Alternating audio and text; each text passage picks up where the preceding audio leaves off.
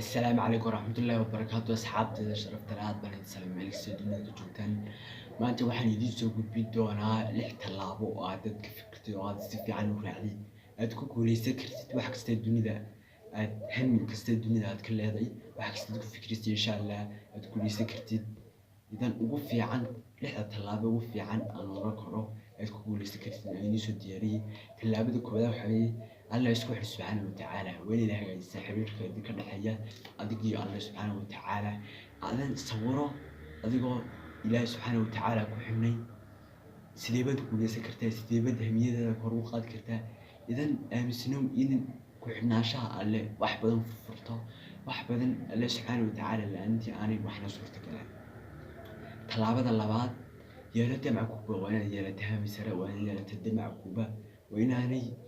meeshaad ku socotid iyo meeshaad ka timi aanad kala garan waa inaad kala garataa meeshaad ka timi iyo meeshaad ku socotid weyn hami sare leedahay waa inaad yeelataa damac guba talaabada saddexaad hagaaji fikradaad ka haysatid guusha waa inaanay guuluhu aanay kula muuqan isku mid waa inay guushu way kala duwantay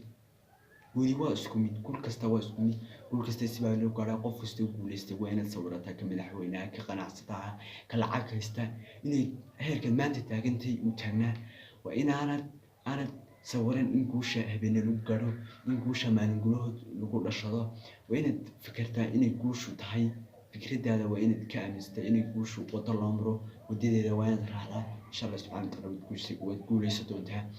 fikradeeda afraad ورسا علم كوفلان وين درستها علمي عادت كلي كنت بنت وين درستها علم كوفلان عاد مدة وحي وسوي شدي كرتيد وين درستها إن شاء الله تقولي ستون تحت أفرت التلابس في عن مشاهد ثلاثة شهادات في علتي هراك قدم يقول لها جالسان إذا مركز تقول درست سنة كوري وحاسك قدم وحاسة تقول درستي وين الحاجات خلطتي هورك كاغا دحاي oo aad garataa bartid ka jilacsantay bartid ku daradu kaaga tigi markaasaad ku dhaqaaqi doontaa aad dadaalkaagina si wadi doontaa talaabadii lixaad u dambaysa oga waxay guushu tahay misana garo hababka loo gudbo inaad garataa guushu inaan ahay wax habeen gudaha iska dhashay inaan ahay wax markiiba la iska gaaro inaan ahay wax qof kasta iska gaaro inaad tahay qof dadaalay inuu gaaro qof Allah subhanahu wa ta'ala ku xiray inuu gaaro waa inaad garataa إذن مركز أنت أسوق قرأت وين تقرأت وحي اللي جاي بي وحب مدرس وتاعي وحب وشو تاعي حبابك الله مرة ودونك الله مرة إن شاء الله سبحانه وتعالى بتكون